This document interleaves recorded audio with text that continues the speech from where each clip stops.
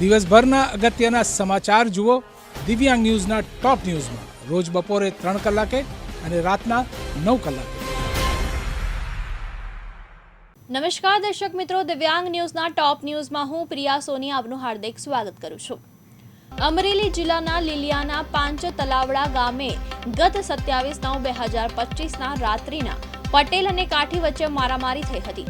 તું કાઠી છો એટલે અમારી નવરાત્રીમાં ન આવતો અને શેરીના છોકરા સાથે ન રહેતો તેમ કહેવાતા ઉમેશ ગોટી અને હાર્દિક અનગભાઈ ખુમાણ વચ્ચે બોલાચાલી થઈ હતી.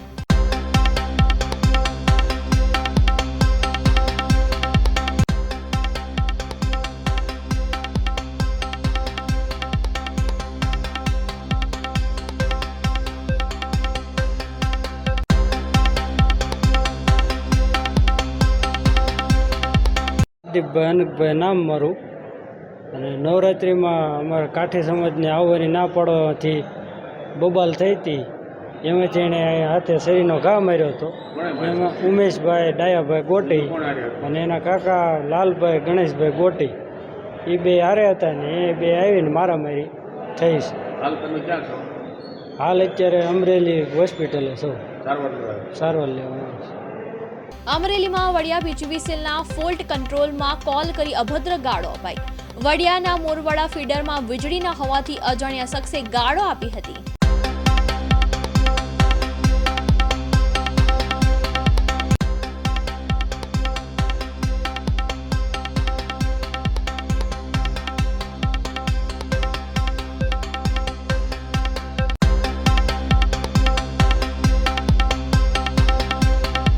એમાં અમારા ગઈકાલે રાત્રે અમારા બ્રિટિશ લાઇનમેન ફોન ઉપર બેઠા હતા અને કોઈ અજાણ્યા નંબરમાંથી ફોન આવ્યો હતો, બરાબર, અને જેમ એમ ગાળો બોલતા હતા.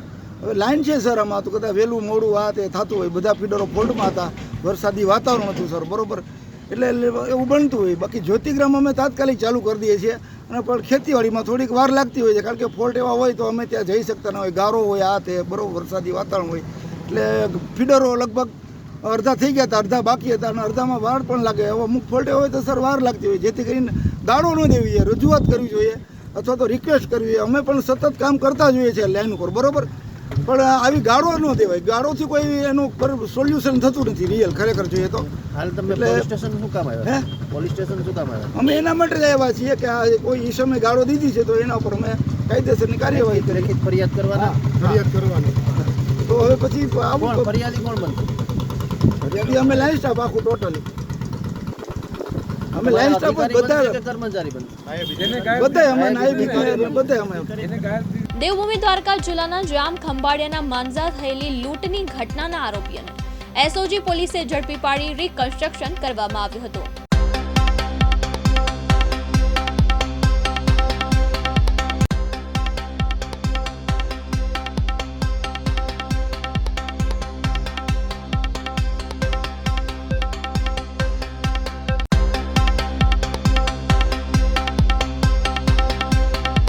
તાજેતરમાં દેવભૂમિ દ્વારકા જિલ્લાના ખંભાળિયા પોલીસ સ્ટેશન વિસ્તારના માંજા ગામે એક લૂંટનો બનાવ બનેલો હતો. જે લૂંટના બનાવ સંદર્ભે પોલીસને તાત્કાલિક બાતમી મળતા પોલીસે તુરંત જ ગુનો દાખલ કરેલો હતો. તેમજ અલગ અલગ ટીમોની રચના કરીને લૂંટના આરોપીઓને સત્વરે પકડવા માટે તજવીજ હાથ ધરવામાં આવેલી હતી. જે ટીમો હતી અમારી, તેમાં જિલ્લા કક્ષાની અમારી એલસીબી ટીમ હતી, જેમાં અમારા કે ગોયલ સાહેબ, પીઆઈ સાહેબ, તેમજ પીએસઆઈ શ્રી વિપુલ સિંગરખિયા અને અમારે ખંભાળિયા પોલીસ સ્ટેશનના પીઆઈ શ્રી ભૂપેન્દ્રસિંહ સરવૈયા સાહેબ હતા, જેમણે પોતાની ટીમો અને પોતાના અંગત બાતમીદારો સોર્સને બધાને કામે લગાવીને આરોપીને સત્વરે પકડવા માટે કાર્યવાહી હાથ ધરી હતી. જેમાં દેવભૂમિ દ્વારકા જિલ્લા પોલીસને આ બાબતે સફળતા મળતા ગઈકાલે તમામ આરોપીઓને મધ્યપ્રદેશના અલીરાજપુર ડિસ્ટ્રિક્ટથી ધરપકડ કરવામાં આવેલ છે. જે તમામ આરોપીઓના નામ આરોપી નંબર 1 છે અલપસિંહ ગુમાનસિંહ વિસુસિંહ માવી, જે અલીરાજપુરના રહેવાસી છે. થાનસિંહ જ્યોતિયા નારસિંહ સિંગાડ, એ અલીરાજપુરના રહેવાસી છે. આરોપી નંબર 3 કમરુ ભૂરસિંહ દિત્યા ભુરિયા, તે પણ અલીરાજપુર જિલ્લાના રહેવાસી છે. કેનુ પીળુ માવી, તે પણ અલીરાજપુર જિલ્લાના રહેવાસી છે. અને તેમજ મહેશભાઈ બાલમુકુંદભાઈ સોની, આ 5 આરોપીઓની દેવભૂમિ દ્વારકા જિલ્લા પોલીસ તેમાંની ટીમો દ્વારા ધરપકડ કરવામાં આવેલી છે. તેમજ આ ગુનામાં જે લૂંટ થયેલ મુદ્દામાલ હતો તે 100% પોલીસ દ્વારા રિકવર કરવામાં આવેલ છે. તેમજ હવે આગળની તપાસ હાલ ચાલુ રહેશે.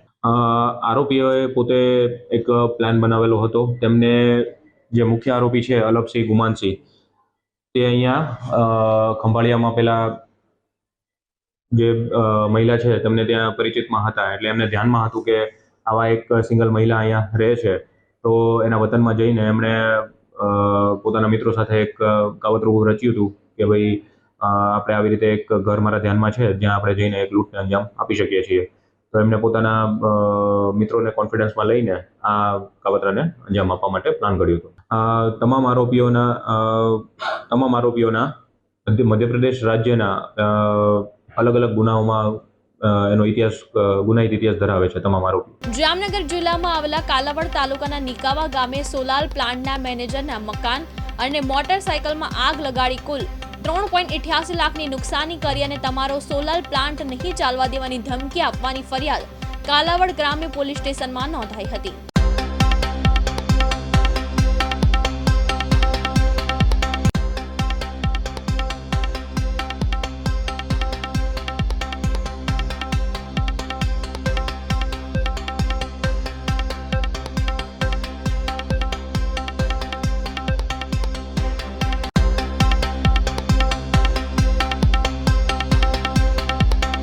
ગઈકાલ રોજ જામનગર જિલ્લાના કાલાવાડ ગ્રામ્ય પોલીસ સ્ટેશન વિસ્તાર નિકાવા ગામે રહેતા અનમોલ મનોજસિંહ કે જેઓ સોલાર પ્લાન્ટમાં મેનેજર તરીકે નોકરી કરે છે, જે મહિન્દ્રા ટેકો પ્રાઇવેટ લિમિટેડની ડેરી અને બેડિયા ગામની અંદર કામ ચાલુ છે.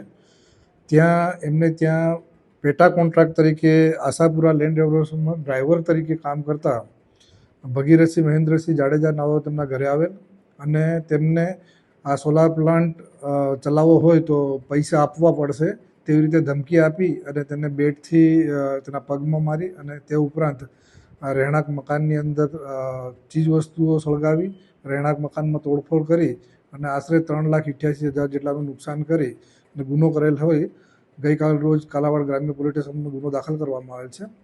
આરોપીની હાલ શોધખોળ ચાલુ છે. આ ભગીરથસિંહ અને તેની સાથે કોઈ એક અજાણ્યો ઇસમ છે તેની તપાસ પણ કરી રહેલ છે. આ તપાસ કાલાવાડ ગ્રામ્ય પીઆઈ ચલાવી રહેલ છે અને આરોપીની શોધખોળ ચાલુ છે. Junagadh Zanzarda road bus stand Joshipara અને શિવમ પાર્ટી પ્લોટ તરફ જતા માર્ગનું મહાનગરપાલિકા દ્વારા ખોદકામ કરી નખાતા હાલમાં વરસાદને લઈને આ માર્ગ પર લોકો ચાલીને પણ જઈ શકે તેવી સ્થિતિમાં પણ આ રોડ ન રહેતા આ વિસ્તારના લોકોએ મનપા સામે ભારે રોષ વ્યક્ત કર્યો હતો.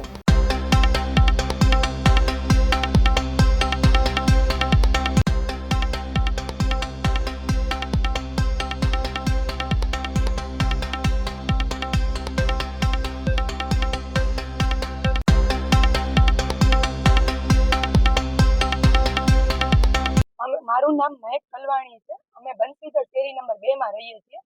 ત્યાં અમે અહીંયા મુશ્કેલી એટલી થઈ છે કે આ બધું ગંદકી એટલું કરી નાખ્યું છે. જ્યારે એ લોકો ખોદવા આવ્યા ત્યારે અમે ના જ પાડી હતી કે હમણાં આગાહી છે તો તમે હમણાં ના ખોદો, અમને બહુ પ્રોબ્લેમ થશે. તો એ લોકો ના સમજ્યા કે આગળથી રોડ બનતો જ આવે છે, થોડા ટાઈમમાં રોડ બની જશે. તો બી એ લોકો ના સમજ્યા ને અત્યારે એટલી ગંદકુ કરી નાખ્યું છે કે અમારે રહેવા જેવું બી અત્યારે છે નહીં. બધી મુશ્કેલી થાય છે. છોકરાઓને શાળાએ મૂકવા જાવી, કાંઈ બી ખાદ વસ્તુ લેવા જાવી તો બી અમને પ્રોબ્લેમ બહુ જ થાય છે. ગટર ઉભરાણી છે, પછી અમને અહીંયા પડવાની બીક લાગે છે, બહુ પ્રોબ્લેમ થાય છે અમને. જેટલી તકે વહેલું બને એટલી તકે અમને રોડનું કામ કરાવી દે તો વધારે સારું. અહીંયા એટલી બધી મુશ્કેલી છે કે આ ખોદી નાખ્યું પછી ભરવાઈ આવ્યા નથી અને એટલો બધો ગારો થઈ ગયો છે કે હાલી શકાતું નથી. હવે અમારા જેવા ગલઢા માણસને શાકભાજી લેવા જવું, કોઈ કચરો નાખવા જવું, ત્યાંથી નીકળાતું જ નથી. નાના છોકરા નીકળી શકતા નથી, આમાં ગાડી અંદર આવી શકતી નથી. તો આમાં તમારે ખોદી નાખ્યું પછી ભરી લેવું તો જોઈએ ને, કમસે કમ. તો ભર્યું જ નથી અને એટલો બધો ગારો થઈ ગયો છે. કાંઈ નહીં તો કાંકરી તો નાખો અહીંયા, તો હાલવા જેવું તો થાય. બંસીધર સોસાયટી શેરી નંબર 2 માંથી હું હંસાબેન દવે બોલું છું. શું કહેશો આમાં તમને છોકરાઓને કઈ મુશ્કેલી પડે છે? હા, છોકરાઓના બિચારાઓના પગ ખૂંચી જાય છે, હાલી શકતા નથી.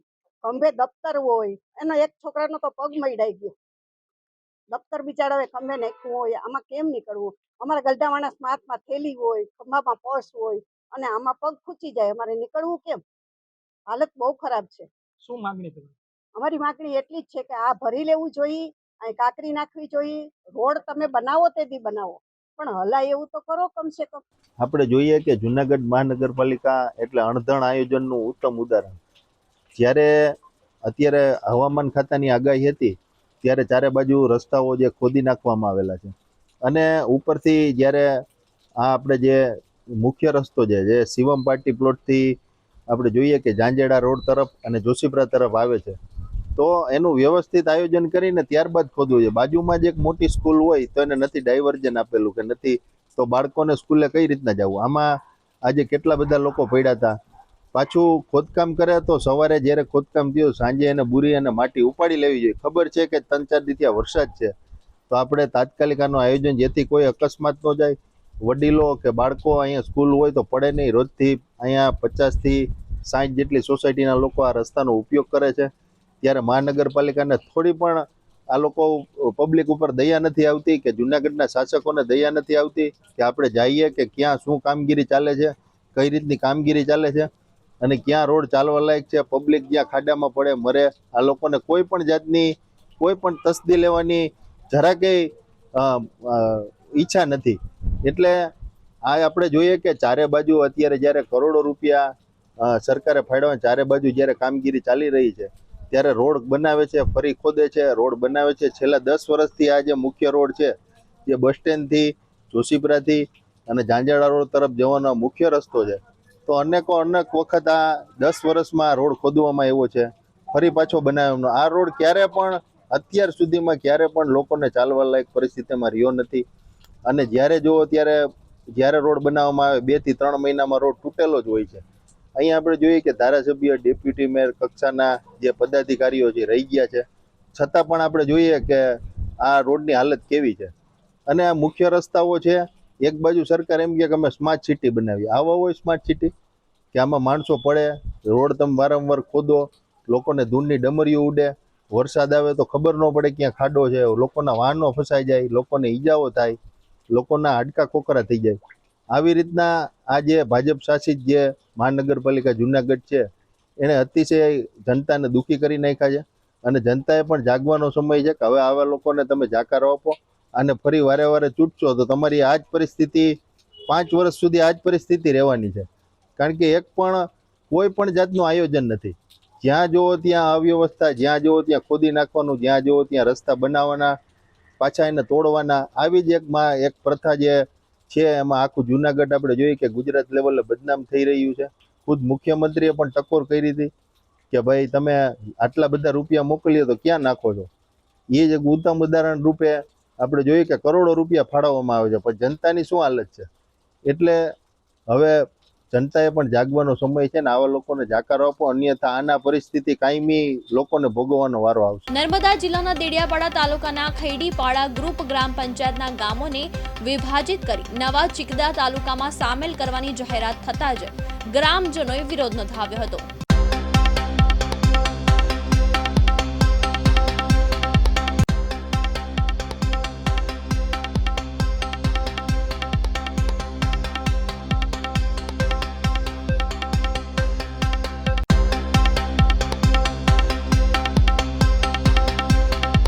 મારું નામ રામસિંહભાઈ વાળગિયાભાઈ વસાવા.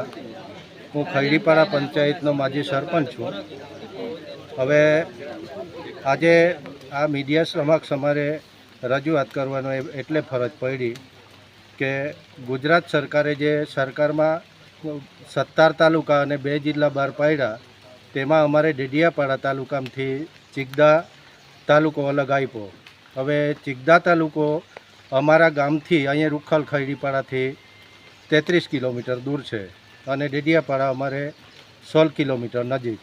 તો સૌથી તો નવો તાલુકો બને તો લોકોની અંદર એટલી ખુશી જોવા મળે, તેની જગ્યાએ અમને એટલું દૂર આપે તો કેટલું દુઃખ થાય. એટલે ખરેખર આ સરકારના નેતા અને અધિકારી અમારે ખરેખર તો અમે પૈસા એક્ટમાં આવીએ, અનુસૂચિત 5માં અમારે ગ્રામ પંચાયતના પહેલી મંજૂરી લેવું પડે કે ભાઈ તમને અમે ચિગદા તાલુકામાં નાખીએ તો તમે સંમત છો કે નહીં. એવી મંજૂરી કોઈ દિવસ સરકારે લીધી નથી. અમારી પાસે કોઈ માગણી માંગી નથી. અધર ગ્રામ પંચાયતને કે અન્ય લોકોને જાણ કર્યા વગર ડાયરેક્ટ અમને ચિગદામ નાખે તો એ વસ્તુ અમને બિલકુલ પસંદ નથી. અમે કલેક્ટર સાહેબને આવેદનપત્રો રાજપીપળા જઈને આપ્યો, પ્રાંતને આપી અને અહીંયા ડેડિયાપાડા મામલતદારને આપી.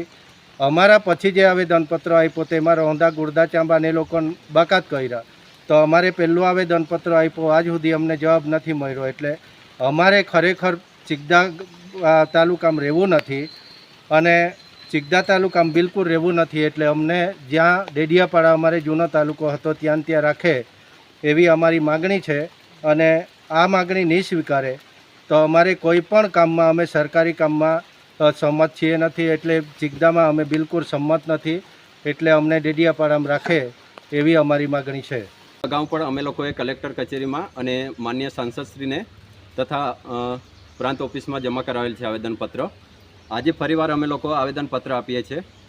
અમારું જે કિલોમીટર છે એની સાથે 2011 અને 2013માં જ્યારે સર્વે કરવામાં આવેલો ત્યારે કે અત્યારે પણ આજ સુધી ગ્રામ પંચાયત પાસે કે કોઈ પણ ગ્રામજનો પાસેથી મંજૂરી કે પછી ગ્રામસભા બોલાવવામાં આવેલ નથી અને સર્વે વગર તાલુકામાં અમને સમાવેશ કરવામાં આવેલો છે. જેના કારણે અમને આર્થિક, ભૌગોલિક અને શૈક્ષણિક તેમજ જે પણ ડોક્યુમેન્ટ ચેન્જ કે અન્ય કામો છે તેમાં અગવડતા પડશે. જે કારણે અમને અમારા જૂના તાલુકામાં સમાવિષ્ટ રાખવામાં આવે એ બાબતની અમે લોકો આવેદનપત્ર આપવાના છે. આપણી પંચાયતમાંથી કેટલા ગામડા? અમારા પંચાયતમાં 3 ગામ આવે છે, ખૈડીફળિયું, પાળાફળિયું અને રૂખલફળિયું. આ 3 ગામો અમારા પંચાયતમાં સમાવેશ થાય છે ને 3 ગામોને અમને લગભગ 30 થી 35 કિલોમીટરનું અંતર પડે છે ચિગદા, જ્યારે ડેડિયાપાડા અમારું 16 કિલોમીટર છે. તો તમારી શું માંગણી છે? અમને જૂના તાલુકામાં સમાવિષ્ટ રાખવામાં આવે, નવા તાલુકામાં સમાવિષ્ટ કરવાનો તર્ક વિતર્ક એમાં કોઈ અમને લોકોને કોઈ ફાયદો દેખાતો નથી. નવસારી શહેરના હિન્દુ સંગઠન દ્વારા પોલીસ અધિકારી દ્વારા થયેલા બળપ્રયોગ સામે રોષ વ્યક્ત કરી જિલ્લા કલેક્ટરને આવેદન આપ્યું છે. તારીખ 23 સપ્ટેમ્બરના રોજ ખાનગી ગરબા આયોજનમાં હિન્દુ સંગઠનો અને ગરબા આયોજક વચ્ચે ગરબા ગ્રાઉન્ડમાંથી વિધર્મીઓને શોધીને તેમને બહાર કાઢવા અંગે ચકમક થઈ હતી.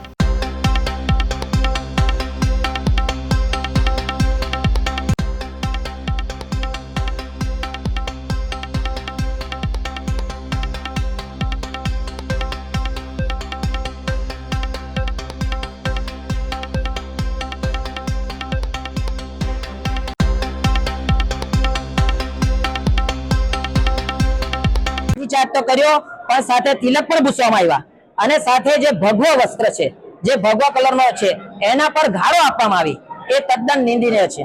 એના માટે અમે આજે કલેક્ટરશ્રીને આવેદન પત્ર આપ્યું છે કે આના પર તાત્કાલિક કાર્યવાહી કરવામાં આવે અને આવા જે અધિકારી છે એને તાત્કાલિક સસ્પેન્ડ કરવામાં આવે.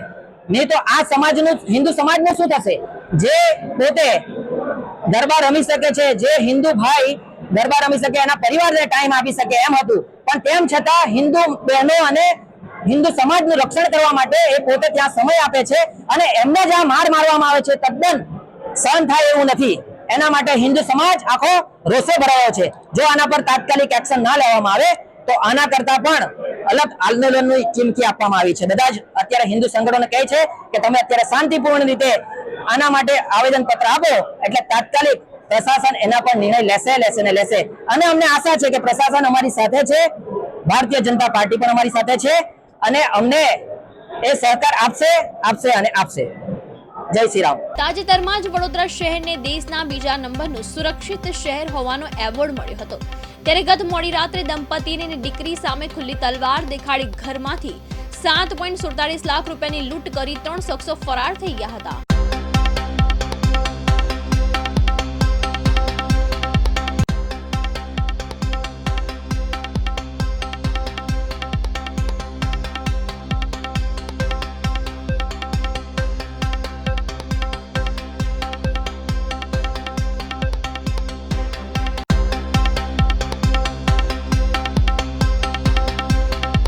ગાજરાવાડી વિસ્તાર છે, સુએસ પમ્પિંગ, સિયારામનગર. ગઈકાલે રાત્રે આ ઘટના ઘટી છે. ઘરમાંથી ચોર આવ્યા હતા. અમે સાંજે ગરબા જોવા ગયા હતા. ગરબા જોઈને રિટર્ન ફરી ઘેર આવ્યા તો ચોર અંદર હતા.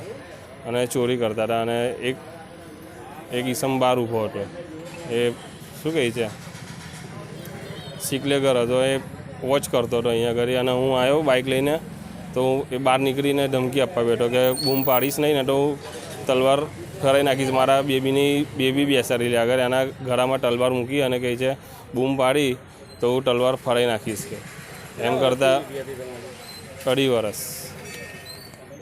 અને 2 ઈસમો બહાર નીકળીને પછી ગાડી પર ફરાર થઈ ગયા. અંદાજે કેટલાનું ચોરી 3 લાખ રૂપિયા કેસ હતા અને બીજી સોનું અને ચાંદી હતું. આપણું નામ? અનિકેત ચુનારા. ગાજરાવાડી સુરેશ પંપી સિયારામનગર. અમે ગરબા જોવા ગયા હતા ગરબા ગ્રાઉન્ડ પર. અમે અહીંયા આવ્યા ત્યારે અંદર 2 જણ હતા, બહાર એક ઊભો રહ્યો હતો. અમે અહીં ઊભા રહ્યા ત્યારે એક જણ અહીંયાથી બહાર આવ્યો, તલવાર લઈને આવ્યો. મારી છોકરી પર ગળા પર તલવાર મૂકી એને કે પાછળ જ્યાં નગર તલવાર ફરાઈ નાખીશ કહીશ. તો અમે બાઇક લઈને ગાડી પરથી અમે નીચે બી નથી ઉતરવા દીધા. આગળ ગયા તો તે ઊભો રહ્યો. અંદરથી 2 જણ બહાર નીકળ્યા. અંદર એના હાથમાં પૈસાઓ હતી, એમાં સોનું ચાંદી રકમ બધું જ એના હાથમાં હતું. લઈને તે આગળ બેસ્યો. પછી એ જતો રહ્યો, એની પાસે બેસી પછી એ લોકો જતા રહ્યા. એમાં અંદર આવ્યા તો જોયું તો અંદર બધું રોન ભવન, તે જોડે લોક તોડી નાખ્યા છે, બધું રોન ભવન કરી નાખ્યું છે. અંદર એક રૂપિયા નહીં રહેવા દીધું. તમે રાતે કોને જાણ કરવામાં આવી હતી? હા, મીડિયા પ્રેસ બધું જ જાણ થઈ ગઈ છે રાતે. કેસ બી થઈ ગયો છે. આપનું નામ? પ્રિયંકા નિકેત ચુનારા. સુરત હીરા ઉદ્યોગમાં ચાલી રહેલી લાંબા સમયની મંદીને કારણે પાયમાલ થયેલા રત્ન કલાકારોના બાળકોના શિક્ષણ હિતને ધ્યાનમાં રાખી ગુજરાત સરકાર દ્વારા 13,500 રૂપિયાની શિક્ષણ સહાયની જાહેરાત કરવામાં આવી હતી.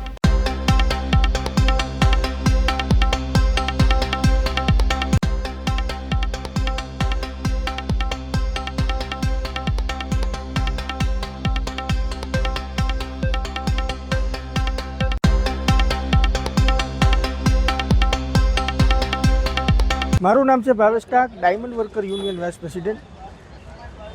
સરકાર દ્વારા જે જાહેર કરવામાં આવે શિક્ષણ રાહત પેકેજની અંદર સુરત ખાતે 74,000 ફોર્મ ભરાયા હતા. એમાંથી 48,000 રત્ન કલાકારોના 50,000 કરતાં વધારે ફોર્મ પાસ કરવામાં આવ્યા હતા અને 26,000 ફોર્મને 2 કારણો મેજરથી લઈ અને રિજેક્ટ કરવામાં આવ્યા છે. એમાં પહેલું કારણ એ છે કે ફોર્મ અધૂરા ભરેલ હતા અને ફોર્મની અંદર જે જીઆર પ્રમાણે તારીખ પણ લખેલી નહોતી. તો આજે જિલ્લા કલેક્ટર સાહેબને અમે એક રજૂઆત કરી છે અને જિલ્લા શિક્ષણ અધિકારીને રૂબરૂ મળીને એક રજૂઆત કરી છે કે અત્યારે પરીક્ષાનો સમય છે અને પરીક્ષાના સમયની અંદર સ્કૂલના સંચાલકો ફીની માંગણી કરે છે અને બાળકોને વાલીઓને એવું કહેવામાં આવે છે કે તમારા બાળકો જો પરીક્ષા આપી હશે, હોલ ટિકિટ નહીં આપી અગર તમે ફી નહીં ભરી તો. આ બાબતે અમે રજૂઆત કરી છે. 26,000 ફોર્મને ફરી ચકાસણી કરી. રત્ન કલાકાર 2 વર્ષથી આ પીસાઈ રહ્યો છે અને 2 વર્ષથી આ મંદીના માર હોવાના કારણે આ 26,000 જે રિજેક્ટ કરવામાં આવ્યા છે એને ફરી ચકાસણી કરી અને તમામ લોકોને લાભ આપવામાં આવે, જેથી કરી રત્ન કલાકારોના બાળકોનું ભવિષ્ય ન બગડે અને વાલીઓ અને શાળા સંચાલકોની વચ્ચે એક ઘર્ષણ ઊભું ન થાય. એ બાબતે આજે અમે આખી કમિટીને રજૂઆત કરી છે કે જે 26,000 ફોર્મ છે એને ફરીવાર ચકાસણી કરી તમામ રત્ન કલાકારોને લાભ આપવામાં આવે એવી રજૂઆત અમે કલેક્ટર સહિત જિલ્લા શિક્ષણ અધિકારી અને ઉદ્યોગ કેન્દ્રની અંદર અને સુરત ડાયમંડ એસોસિએશનમાં પણ કરવામાં આવ્યું છે. કારણ 1-2 જ અમને મેજર તપાસની અંદર અમે જાણવા મળ્યા છે કે એક અધૂરા ફોર્મ હતા અને બીજું કારણ એવું હતું કે જીઆર પ્રમાણે તારીખો નહોતી લખેલી. પરંતુ રત્ન કલાકાર એટલા અભ્યાસુ નથી કે સરકારના જીઆરને સરળતાથી સમજી શકે. તો સરકારે મોટું મન રાખી અને તમામ રત્ન કલાકારોને શિક્ષણ ફી ચૂકવવી જોઈએ, કારણ કે મોટો આંકડો નથી અને ગુજરાત સરકાર માટે કોઈ મોટી વાત નથી. તો એક મોટું મન રાખી માનવતાની દ્રષ્ટિએ સુરતની અંદર જે 26,000 ફોર્મ રિજેક્ટ કરવામાં આવ્યા છે એ તમામને શિક્ષણ ફીનો લાભ મળે એવી રજૂઆત અમે આજે કલેક્ટર સાહેબને કરી છે. કેન્દ્ર સરકારના અહેવાલે ગુજરાત સરકારના શિક્ષણ ક્ષેત્રમાં મોટા દાવાઓનો પરપોટો ફોડી નાખ્યો છે. કેન્દ્રના શિક્ષણ વિભાગ દ્વારા પરાખ રાષ્ટ્રીય સર્વેક્ષણ 2024ના રિપોર્ટમાં ચોંકાવનારી વિગત સામે આવી છે. પરાખના અહેવાલમાં ગુજરાત દેશમાં ટોપ 10માં જ નથી.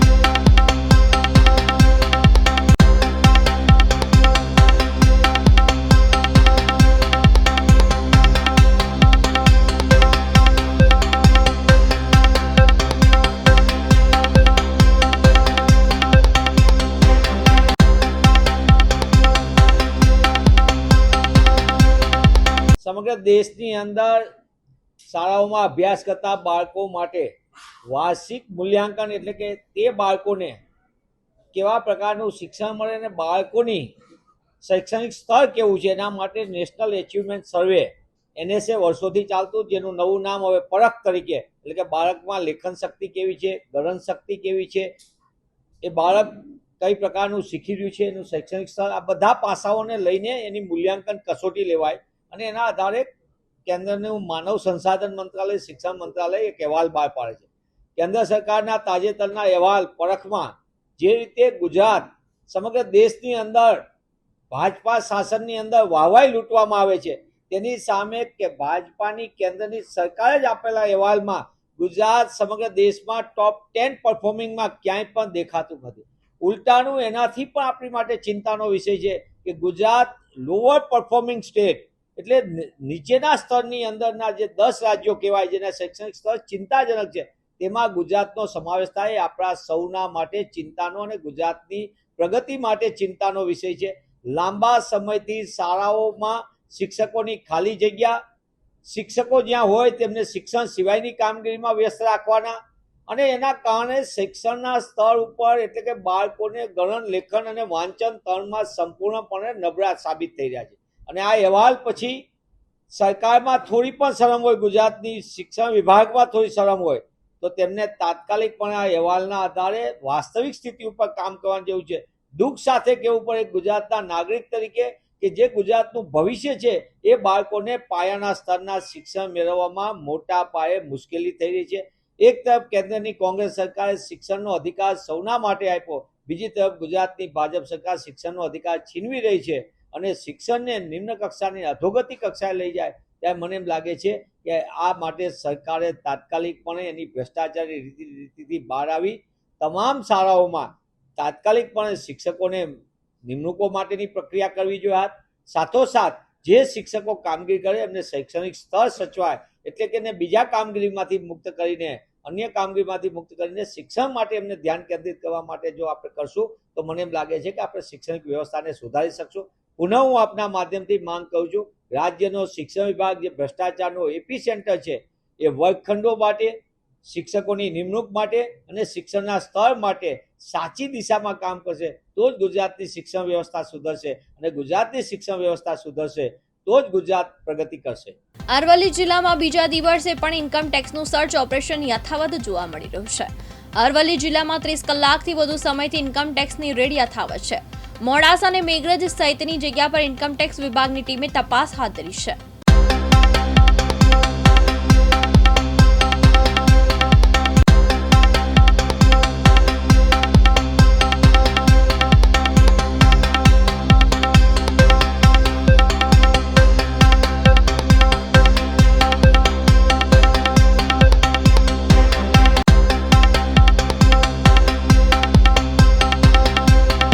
અરવલ્લી જિલ્લામાં ઇન્કમટેક્સ વિભાગની જે રેડ ચાલી રહી છે, આજે બીજો દિવસ છે. સતત બીજા દિવસે પણ ઇન્કમટેક્સ જે ટીમ છે તેના દ્વારા સતત જે સર્ચ તે કરવામાં આવી રહ્યું છે.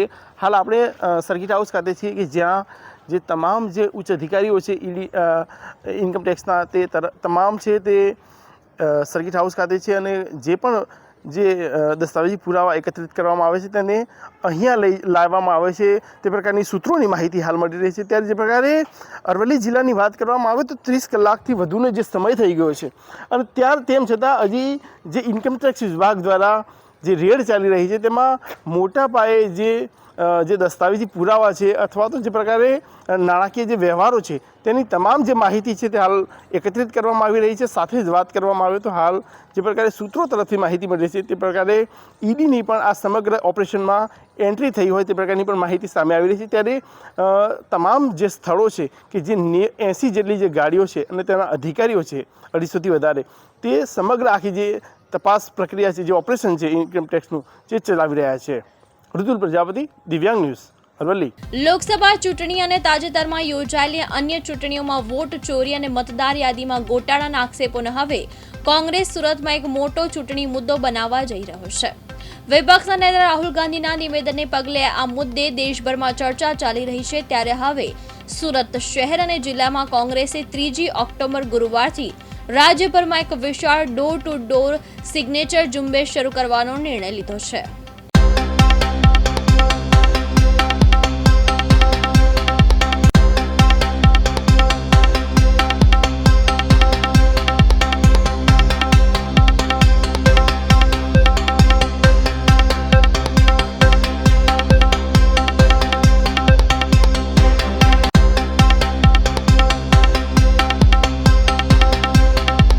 ગુજરાત પ્રદેશ કોંગ્રેસ સમિતિ આદરણીય વિરોધ પક્ષના નેતા લોકસભાના શ્રી રાહુલજીના નેતૃત્વમાં ઇલેક્શન કમિશનરની સ્વતંત્રતા નિષ્પક્ષતા સામે જે આંદોલન શરૂ કરવામાં આવ્યું છે, સુપ્રીમ કોર્ટમાં પણ એની પિટિશનો દાખલ થઈ ચૂકી છે.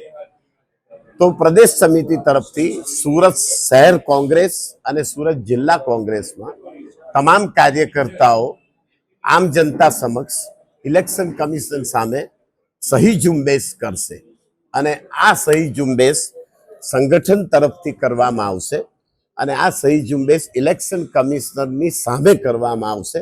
કારણ કે સૌથી મોટો છેલ્લા 2 વર્ષથી ઇલેક્શન કમિશનની નિષ્પક્ષતા અને સ્વતંત્રતા સામે ભયંકર પ્રહાર થયો છે અને ભારતીય જનતા પાર્ટીની ભારત સરકાર ઇલેક્શન કમિશનને પોતાના ગુલામની જેમ કાર્ય લઈ રહી છે.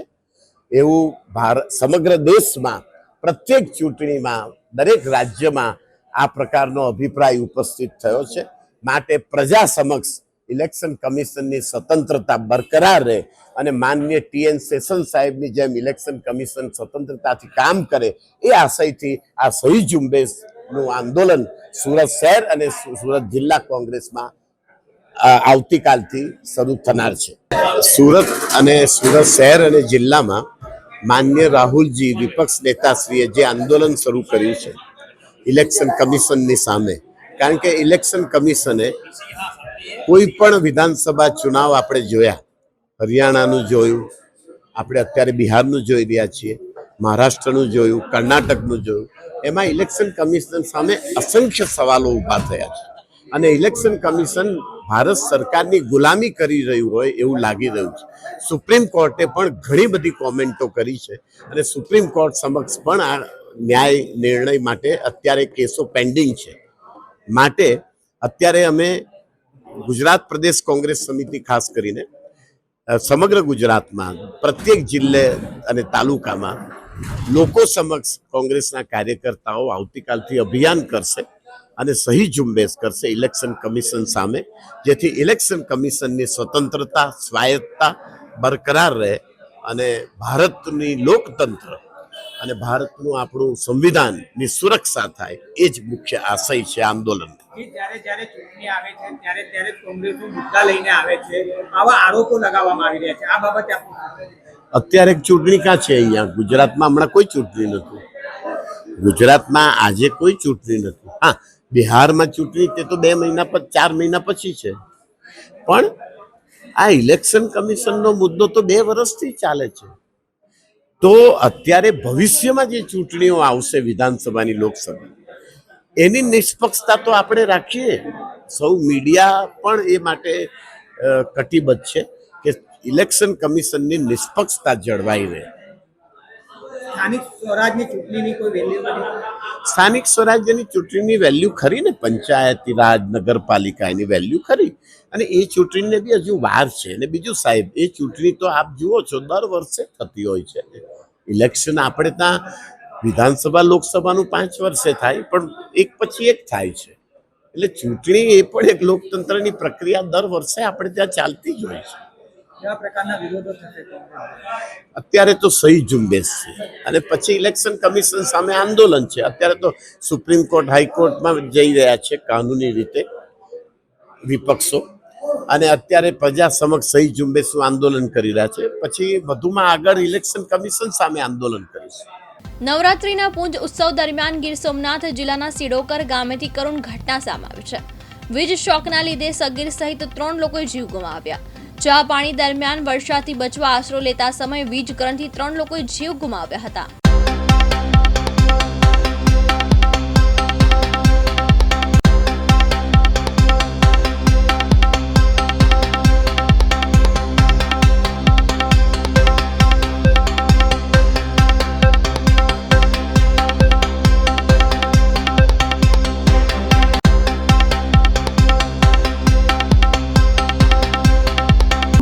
ઈરાભાઈ કરમટા સિડોગર. અમારા રબારી સમાજનો નવરાત્રિનો પૂંજ મહોત્સવ હતો.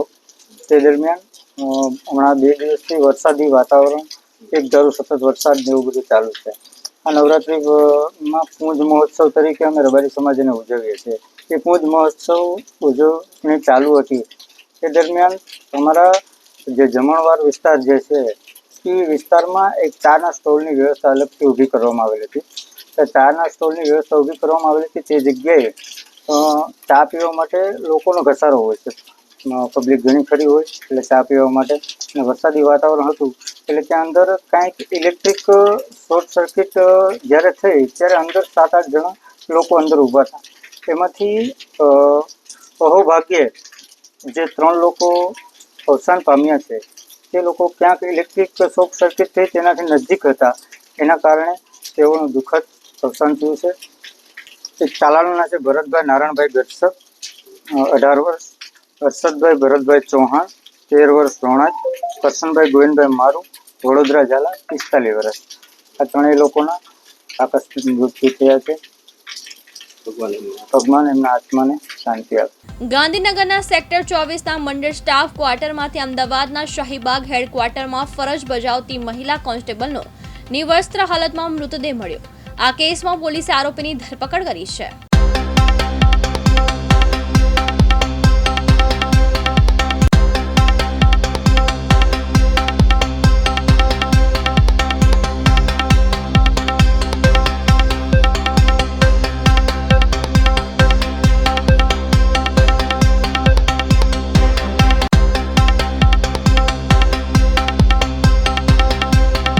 ગાંધીનગરના સેક્ટર 24ના મંડળ સ્ટાફ ક્વાર્ટરમાંથી અમદાવાદના સાઈબાગ હેડક્વાર્ટરના ફરજ બજાવતી મહિલા કોન્સ્ટેબલનો નિવસ્ત્ર હાલતમાં મૃતદેહ મળ્યો હતો.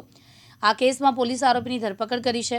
અગાઉ પોલીસે ટેકનિકલ સર્વેલન્સના આધારે એક આરોપી અમરેલીના શંકાસ્પદ શખ્સને રાઉન્ડ અપ કરી પૂછપરછ શરૂ કરી. શંકાસ્પદ શખ્સ મહિલા કોન્સ્ટેબલના ઘરે આવ્યો અને પુરાવા મળતા પોલીસે ઉઠાવી લઈ ઇન્ટ્રોગેશન કર્યું. મહિલા પોલીસ કર્મચારીનું મોઢું દબાવીને હત્યાને અંજામ આપવામાં આવ્યોનું પ્રાથમિક તપાસમાં સામે આવ્યું છે. આ સાથે જ મહિલા કોન્સ્ટેબલના મોબાઈલમાંથી એક નંબર મળી આવ્યો છે જે બંધ આવી રહ્યો છે. પોલીસ હાલમાં પ્રેમ પ્રકરણના એંગલ ઉપર તપાસ ચલાવી રહી છે. 29 સપ્ટેમ્બર 2025 રાતના 9:30 વાગ્યાની આસપાસ મહિલા કોન્સ્ટેબલ એક્ટિવા લઈને ઘરે આવી. ત્યારબાદ 30 સપ્ટેમ્બર 2025 મહિલા કોન્સ્ટેબલના ભાઈ ભાભી ભાવનગર ગારિયાધાર ખાતે વતનમાં માતાજીનું નૈવેદ્ય કરવા ગયા. વતનથી ફોન કોલ આવતા બેને રિસીવ ન કરતા હોવાથી પાડોશીને જાણ કરી. આ અંગે પાડોશીએ તપાસ કરતા ઘરના દરવાજાને બહારથી નકુચો હતો, જે ખોલીને પાડોશી અંદર જતા મહિલા કોન્સ્ટેબલ નિવસ્ત્ર હાલતમાં બેભાન જોવા મળી, જેથી 112 ઇમરજન્સી સેવાને ફોન કરી એમ્બ્યુલન્સ બોલાવવામાં આવી. ફરજ પરના તબીબે તેમને મૃત જાહેર કરી. બનાવની જાણ થતાં ગાંધીનગર એસપી રવિ તેજા, વાસમ શેટ્ટી, એલસીબી તેમજ સ્થાનિક પોલીસનો કાફલો ઘટના સ્થળે દોડી ગયો. પોલીસની અલગ અલગ ટીમ એક્ટિવ કરવામાં આવી હતી. મહિલા કોન્સ્ટેબલના મોબાઈલમાં સીડીઆર મેળવવાનું શરૂ કરાયું. પોલીસની પ્રાથમિક તપાસમાં મહિલા કોન્સ્ટેબલના મોબાઈલમાંથી એક નંબર મળ્યો જે બંધ આવી રહ્યો છે. પોલીસ હાલમાં પ્રેમ પ્રકરણ એંગલ ઉપર તપાસ ચલાવી રહી છે. બોટાદમાં એલસીબી પોલીસે એક નકલી રો અધિકારીની ધરપકડ કરી છે. મહેશભાઈ કિસ્મતભાઈ ઇસ્મલિયા નામના શખ્સને નાગલપર દરવાજા પાસેથી ઝડપી લેવામાં આવ્યો હતો.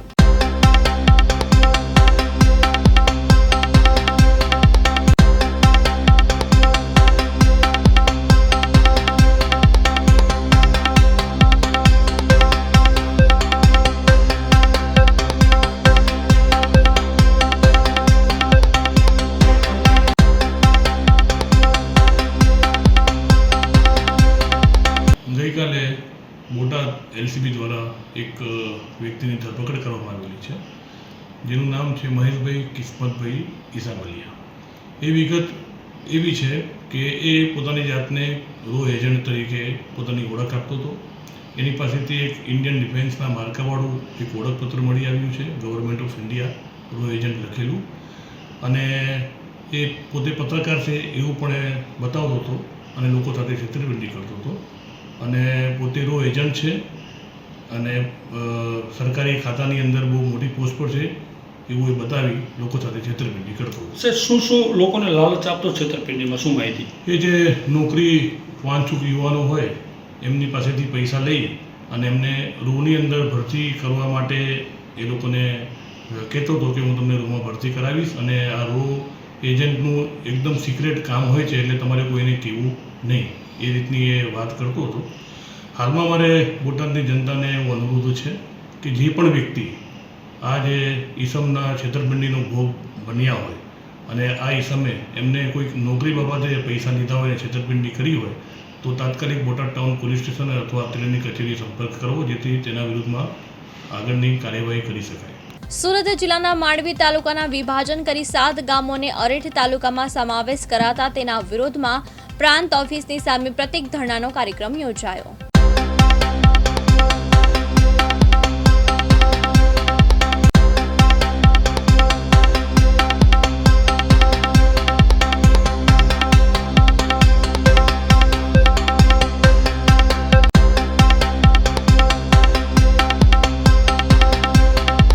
હું ચૌધરી વિજયકુમાર બાબુભાઈ, સરપંચ શ્રી ગોરદા. નવો અરેઠ તાલુકામાં વિભાજિત થવાથી 7 ગામોને જે અસર થઈ છે તેના વિરોધમાં આજે ધરણા પ્રદર્શન કરેલા છે અને કાલની સરકારશ્રીની જાહેર કરેલી ગ્રામસભાનો અમે 7 ગામો ગોરધા, કિમનુંગરા, લાડકુવા, રેગામા ગ્રુપ ગ્રામ પંચાયત, સાલૈયા, ભાઠી અને કાલીબેલ સંપૂર્ણપણે બહિષ્કાર કરેલ છે. કારણ કે અમારે આ 7 અસરગ્રસ્ત ગામોના મુખ્ય તાલુકા મથક માંડવીથી 8 થી 10 કિલોમીટર થાય છે. જ્યારે નવો અરેઠ તાલુકો બન્યો એમાં સમાવેશ કરવાથી અમારા ગામોનું અંતર 30 થી 35 કિલોમીટર થઈ જવા પામે છે અને લોકોને વારંવાર મુશ્કેલી પડવાની છે. અને આ જે વિભાજન કરવામાં આવ્યું છે એનો કોઈ પણ પ્રકારનો ગામ લોકોને કે ગામ સભાનો ઠરાવ લેવામાં આવ્યો નથી અને કોઈ પણ જાતની સંમતિ લેવામાં આવી નથી. ને નજીકના જે ગામડા છે 5 થી 7 કિલોમીટરના પીપરિયા, ખંડરોલી, ગવાચી, ખડોલી, નંદપોર વગેરે એ ગામડાઓને માંડવીમાં સમાવેશ કરેલો છે. તો અમારા સરકાર સમક્ષ એટલી જ માંગણી છે કે નજીકના જે ગામો 8 થી 10 કિલોમીટરમાં આવે છે એ ગામડાઓને અરેઠમાં સમાવેશ કરી દઈ અને અમારા જે 7 દૂરથી 30 થી 35 કિલોમીટર જે ગામડા થવા જાય છે અસરગ્રસ્ત જે 7 થી 8 ગામો છે એ લોકોને પાછા માંડવી તાલુકામાં પુનઃસ્થાપિત કરે એવી અમારી લાગણી અને માગણી છે. અને જો આ લાગણી ના સંતોષાય તો આજે ફક્ત આ પ્રતિક ધરણા છે, આવનારા સમયમાં રસ્તા રોકો આંદોલન કરવું પડે તે પણ અમે અસરગ્રસ્ત ગામો કરવા તૈયાર છે. અને આવનારી તાલુકા અને જિલ્લા પંચાયતની જે કોઈ ચૂંટણી છે તેનો સંપૂર્ણપણે અમે 7 ગામો બહિષ્કાર કરવાનો નિર્ણય લીધો છે અને આવનારા સમયમાં ઠરાવ પણ કરીને સરકારશ્રીને મોકલી આપીશું. મારું નામ લતાબેન જનકભાઈ વસાવા છે. મારું ગામ કિમડુંગરા છે. આજે 7 ગામ છે અમારા કિમડુંગરાથી માંડીને 7 ગામોના જે અરેઠની અંદર જાય છે તો એ ગામોને લીધે અમે લડત માટે અમે સક્ષમ છીએ અને આગળ વધવાની અમે તૈયારી રાખીએ છીએ. ને અમે જે પણ અમારાથી થશે એને અમારું ગામ અહીંયાથી બહાર જવું નહીં જોઈએ. અમારા ગામડાઓ એના માટેની સંપૂર્ણ કાળજી અમારા ગામડાના લોકોએ જવાબદારી પૂર્વક પૂર્ણ કરવી પડશે.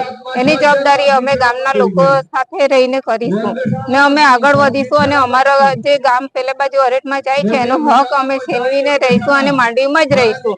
Thank you.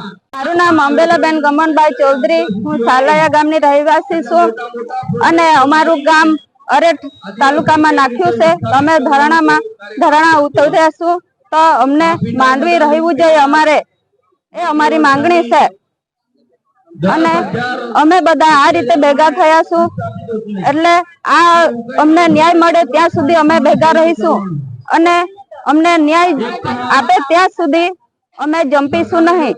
મેવની વાવાઝોડામાં વાંસદાના સણધઈ ગામમાં ભારે તારાજી સર્જાઈ, જેમાં 170 જેટલા પરિવારના ઝૂંપડા ઘર જમીનદોસ્ત થયા. ત્યારે સુરત સંસ્થાએ અસરગ્રસ્તની વહારે આવી હતી. સુરત સંસ્થાએ સંયુક્ત રીતે 170 કીટ તૈયાર કરી હતી.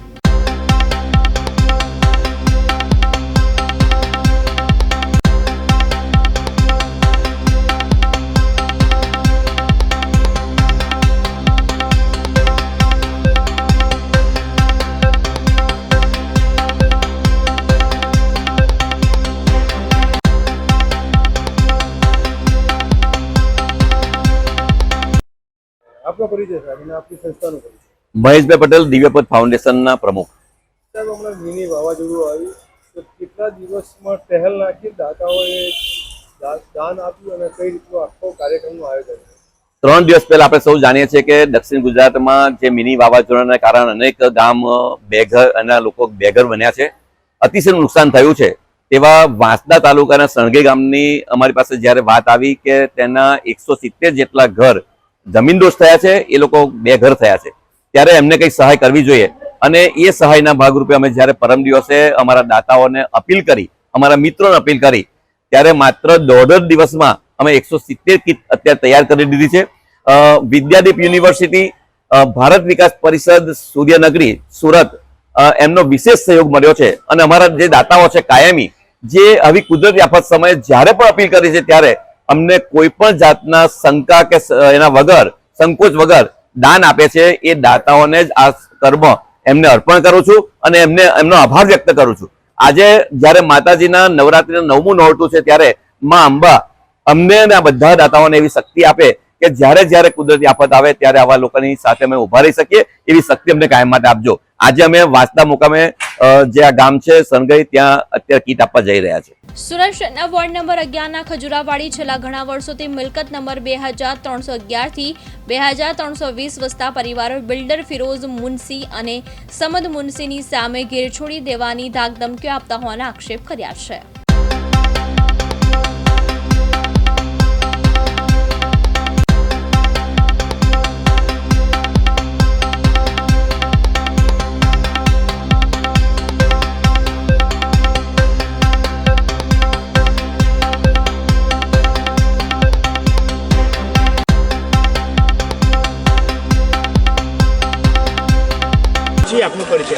મારું નામ જાવેદ ખાન, અયુબ ખાન પઠાણ.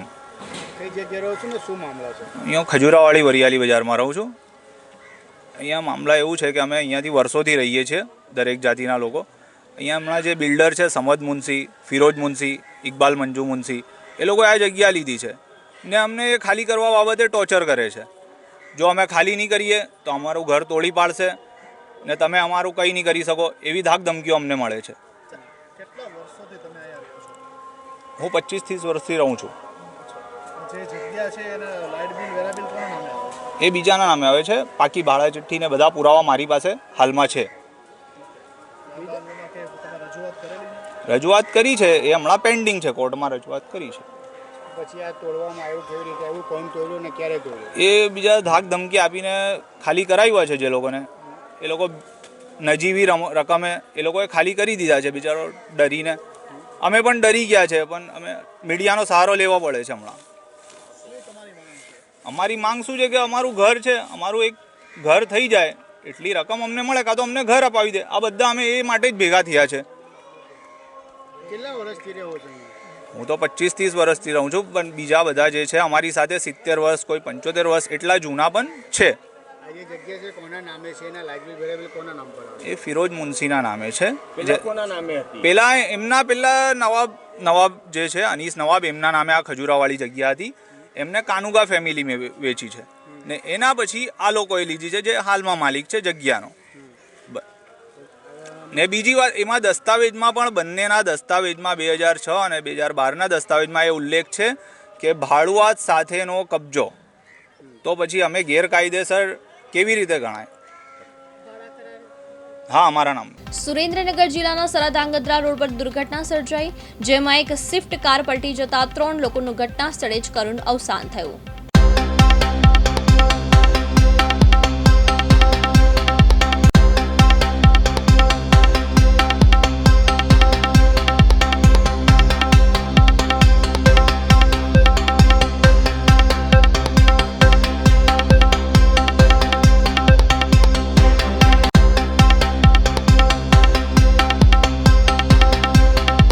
મારું નામ હેમુભાઈ ગાંડુભાઈ, ગામ દાદોડિયા. પછી જે શિપ ગાડી આવતી ને એ પાદરી ખાડામાં ખાબકી એટલે 3 જણાનું અવસાન થઈ ગયું. અહીંયા 2 લેડીઝ, 1 જેન્ટ્સ. પછી તાત્કાલિક સારવાર માટે ધાંગધ્રા હોસ્પિટલ લાવ્યા. મને જાણ થતાં એટલે મારે કલાક મોડું થયું.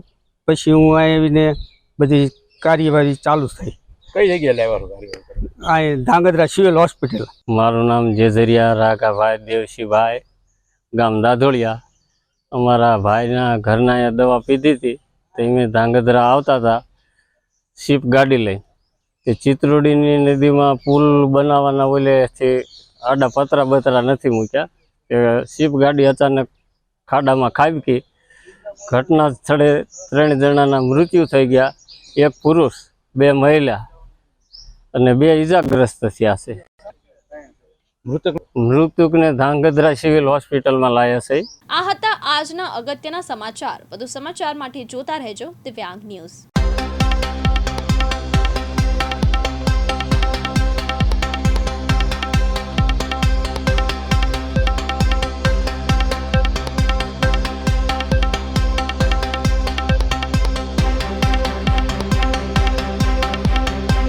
દિવસભરના અગત્યના સમાચાર જુઓ દિવ્યાંગ ન્યૂઝના ટોપ ન્યૂઝમાં રોજ બપોરે 3 કલાકે અને રાતના 9 કલાકે.